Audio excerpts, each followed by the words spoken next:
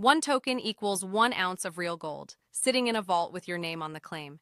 It is the most open door in this entire cluster, and also the one with the most quietly important fine print.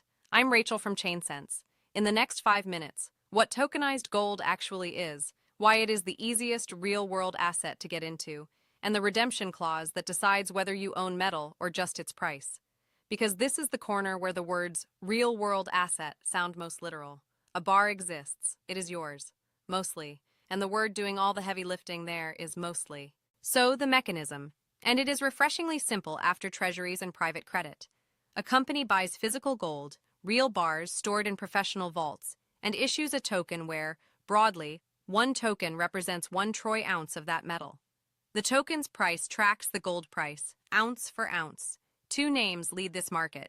PAX Gold, often written PAXG, issued by a U.S. regulated trust company, and Tether Gold, XAUT, from the affiliate behind the big stablecoin. Hold the token, and you hold a claim on allocated metal in a vault. No fund wrapper, no interest payments. Gold does not pay yield, just direct fractional exposure to the metal's price. And that is the genuine appeal. You can own a 1/40th of an ounce if you like, around the clock, without a safe, a dealer, or a vault of your own. It is gold ownership with most of the old friction stripped out. So far, this is the cleanest, most honest real-world asset story we have told in this whole cluster. The complication is not in what it is. It is in what happens when you try to get the actual metal out. Let me sit on the good news for a second because it is real and it is rare in this cluster.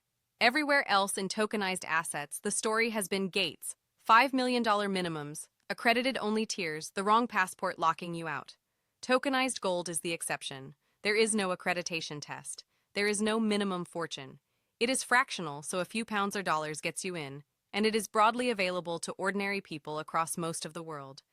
If the rest of this cluster has been about who is kept out, gold is the one room where almost everyone is let in. So if you have felt locked out of every other episode, this is the one that finally opens for you. But, and you knew a but was coming.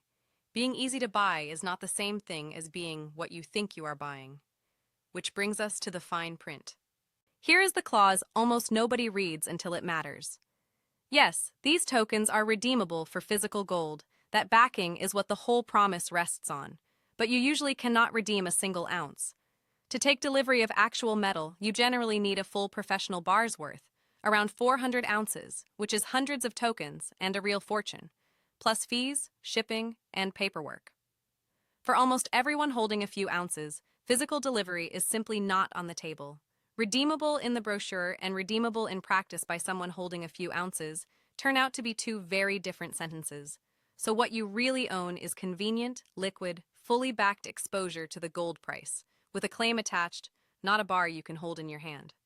On redemption specifically, PAX Gold is generally the more accessible of the 2, but I will put PAX Gold and Tether Gold properly head-to-head in the compare video, because that difference earns its own breakdown.